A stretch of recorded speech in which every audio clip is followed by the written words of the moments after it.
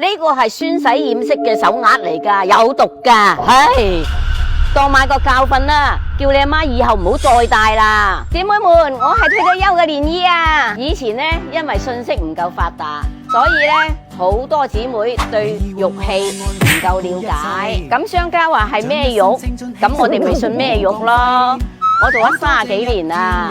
咁嘅情況啊，我見得多啦，所以啊，搞到好多姊妹啊，佢而家自己都唔知自己嗰個手鈪係咪翡翠嚟。嗱，蓮姨我今日咧就教大家一招鑑定手鈪嘅方法，你哋大家咧喺屋企都可以鑑定出嚟嘅，而且係好精準嘅。嗱，攞個電子秤出嚟，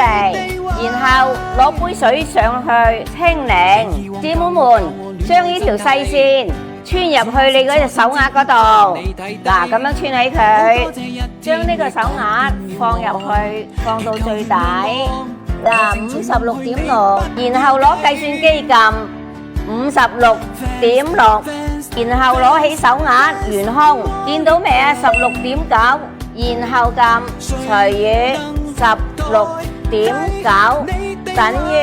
3.349，你哋睇下。咁我就準備好咗手鈪材質的密度表俾你哋啦，姊妹們記得點讚收藏一下，到時你哋自己做嗰時呢，就唔使揾呢個密度表啦，我哋要相信科學，對住呢個密度表，證明我呢個手鈪係翡翠嚟噶啦，姊妹們你哋學識未啊？